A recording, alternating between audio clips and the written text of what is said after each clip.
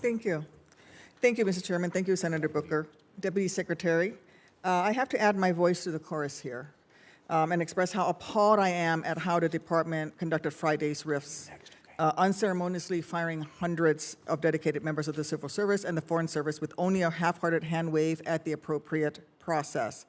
My office has received direct outreach from dozens of those impacted by these RIFs, and they have confirmed what we suspected would happen and what members of this committee directly warned the department about. These are public servants who have made countless sacrifices to serve our nation, and the department's actions are short-sighted and frankly sloppy. I would expect better of you. That they will take an already difficult moment and you have made it even more precarious. And I can only scratch the surface in my short time of heartbreaking personal stories that I've heard. These are public servants who are not only concerned about their livelihoods, but the impacts of our national security and our ability to respond to the next crisis. You claim that you went through a thoughtful process to execute these RIFs completely defy reality. To illustrate one example, individuals who were hired under veterans preference were RIFed with no acknowledgement of their veteran status in their service summary that you included in their letters. Why should we believe that you went through a thoughtful process if you can't even check this basic box of acknowledging their veteran service? And what about the multiple examples I've heard of individuals who were RIFed while on TDY overseas, who are now being put up in five-star hotels at taxpayers' expense while they struggle to get home, cut off from email access? So thank you for the question, Senator. So the RIF procedures were done in partnership with the Office of Personnel Management. We did ask every employee in the weeks and months leading up to it to update their personnel files. And one of the challenges is there isn't a central repository. You're blaming OPM and the employees that you RIFed? No, not at all. What I'm saying is for your shoddy, the shoddy way that you went about doing this? The employee file is owned by the employee, so if it does not have all of their past history, if they've worked at multiple departments or agencies and their SF-50s have not been uploaded into their employee file, it's possible that some detail of their service may have been overlooked. So that's why every employee was asked to review their employee file before the reorganization to ensure that every aspect and every step of their service was included in their employee file. But if there are any issues that were overlooked, or if anyone feels that their employee file is incomplete, we'll certainly address that immediately. It sounds like you're blaming the victim here. And the people that I've talked to did update their employee files.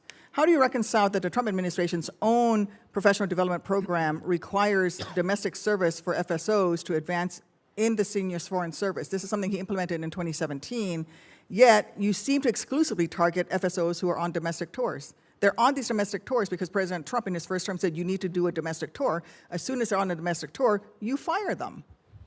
So how do you reconcile that? Right. So as we noted, the reorganization did focus on the domestic-only operation of the Department of State. It did not focus on our overseas or global footprint. We have about 14,000 foreign service officers. 10,000 of those foreign service officers serve at posts overseas, and we do have about 4,000. You're not answering my question. How do you reconcile that? Well, we had to be looking at the RIF. It could not fall entirely on the civil service. We had to be equitable in terms of how we address the reductions in force at the department. The vast majority of the reductions did fall on the civil service, but we did have a little over 200 foreign service officers who were impacted by the reduction in force. And like I said, that's regrettable, but when we had to eliminate offices and functions, the people who were encumbering those roles were the people who were RIFed according to the federal government rules and regulations surrounding RIFs. But they were on domestic tour because President Trump told them they had to do it. So this is ridiculous. Okay. I'm going to go back to the subject of meeting our obligations. The cuts to EAP's team that managed U.S. engagement in ASEAN while the Secretary was at the ASEAN Ministerial is just a perfect illustration of the shoddy and foolish way that you did this.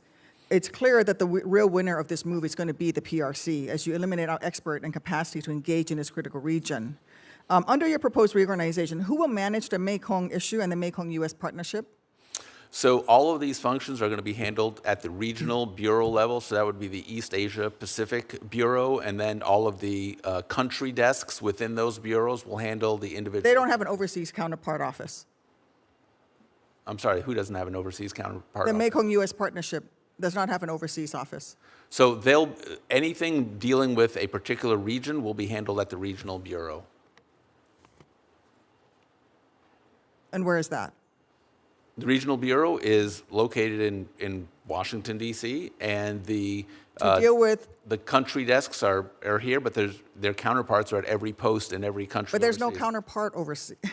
This is the thing. You're firing people doing very important work without regard to these programs on a program that the PRC is really in the wrong on, and we had an opportunity to develop relationships. I'm astonished that you would do this to the State Department and to the national security of this country. I'm over time. Thank you, Mr. Chairman.